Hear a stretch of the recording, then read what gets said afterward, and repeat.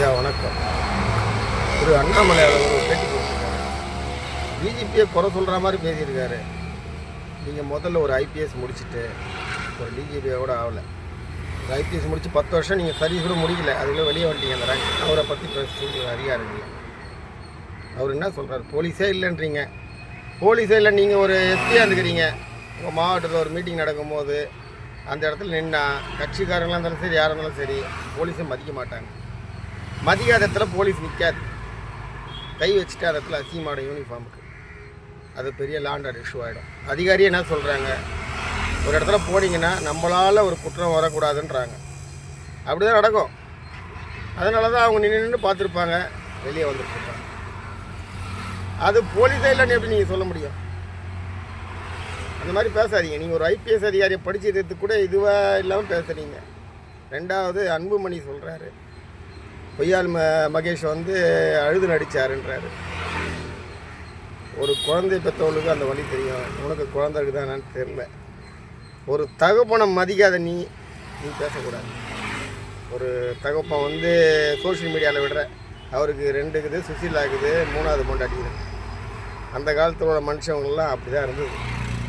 புரியுதுங்களா? பணம் இருந்தால் அவங்க இஷ்டத்துக்கு எப்படி ஒன்றா வச்சுக்கலாம். அதை வந்து நீ சொல்லக்கூடாது குறை, அவங்க மனைவி சொல்லணும், உங்கள் அம்மா சொல்லணும். இந்த மாதிரி ஒரு தப்பு பண்ணிட்டாரு, என்னை ஏமாற்றிட்டாரு புள்ள நீ சொல்லக்கூடாது. உங்களை கஷ்டம் தெரியாமல் வளர்த்தாரு, கஷ்டம் தெரியாமல் பதவியில் உட்கார வச்சார். அது நல்ல நன்றி கடனை சேர்ந்துட்டீங்க. தகப்பனுக்கு அப்போது தான் நீங்கள் வரணும். சொத்து கூட அப்படி தான், முதலே சொத்தை வாங்கி நடுத்தரில் விட்டு போடுவீங்க. அதனால் நீங்கள் உழைச்ச சொத்து இல்லை அந்த கட்சி, உங்கள் அப்பா சமைச்ச சொத்து. அதனால் யாரையும் குறை சொல்கிறத விட்டுட்டு நடந்த உண்மையாங்க என்னான்னு கேட்டுட்டு அதுக்கப்புறம் பேசுங்க. யார் மாதிரியும் குறை சொல்லாதீங்க. கவர்மெண்ட் உங்களை வந்து விலக்கு பிடிச்சிட்டு இந்த மாதிரி ஒரு எதாவது பண்ணணும்னு பண்ணாங்களா? கிடையவே கிடையாது.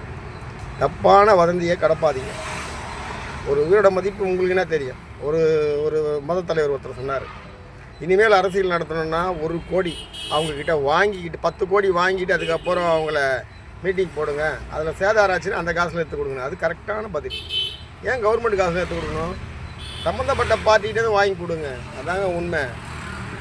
அவங்களாம் கிளிகிரி ஆகிப்போச்சு, வேறு ஒன்றும் இல்லை. அந்த கஷ்டத்தை பற்றி அவனுங்களாம் தெரியும். ஒரு உயிரோட இழப்பை பற்றி தெரியுமா? நீ நிற்காமல் ஓடுற, எதுக்கு ஓடுற சொல்லுங்கள். ஒருத்தர் சொன்னார், நான் ரத்தம் கொடுக்குறேன், ஒரு ப்ரைவேட் ஹாஸ்பிட்டலில் வாங்கிட்டு நான் வந்து எல்லா செலவும் நான் எடுத்துக்கிறேன் அப்படின்னு சொல்லி தான் ஒன்று என்ன பண்ண போகிறாங்க? நடந்தது ஒரு ஆக்ஷன் தானே. ஏன் ஓடுற பயந்து?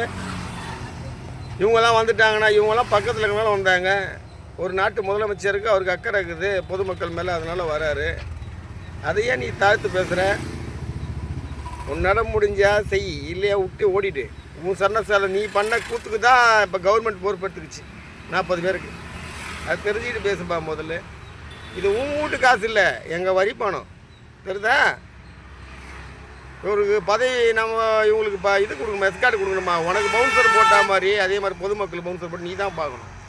அரசாங்க சொத்தில் உனக்கு கொடுக்க முடியாது. உனக்கு என்ன அரசாங்கத்தை சொத்தை கொடுக்கணும்னா இது உரிமை இருக்குது? உயிரை பாதுகாத்துக்கிறல்ல. தயவுசெய்து அந்த மாதிரி பேசாதீங்க. யாருமே கவர்மெண்ட்டை குறை சொல்லாதீங்க. கவர்மெண்ட் நல்லது தான் பண்ணுது, இன்றைக்கி வரையும் பண்ணிட்டு இருக்கிறாங்க. யாரையும் குறை சொல்கிறத விட்டுட்டு நம்ம அடுத்த கட்டம் என்ன போகணுன்னு பார்த்துங்க. உங்கள் ரசிகருக்கு முதல்ல சொல்லுங்கள், ரசிகராகவே இருக்கிறாங்க இன்னும். புரியுதுங்களா? எலிமெண்ட்ரி ஸ்கூலில் இருக்கிற படிக்கிற பசங்க ஹையர் செகண்டரி ஸ்கூல் போனால் அவங்களோட கேரக்டரை மாற்றிக்கணும்.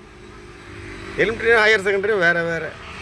அவங்க இன்னும் எலிமெண்ட்ரி ஸ்கூலாகவே இருக்கிறாங்க, ஹையர் செகண்டரி வந்துட்டாங்க. அதை கற்றுக் கொடுங்க. ராமதாஸ் ஐயாவை சொல்லியிருக்காரு, நான் கட்சி இங்கே நடத்தணும்னா நான் கிளாஸ் எடுப்பேங்கன்னு. அந்த மாதிரி நீங்கள் கிளாஸ் எடுத்து ஒரு இது எடுத்து, மண்டபத்தை எடுத்து, ஒரு பெரிய ஸ்டேடியத்தை எடுத்து எல்லா கட்சியான முதல்ல கூப்பிட்டுட்டு அவங்களுக்கு அறிவுரை சொல்லுங்கள்.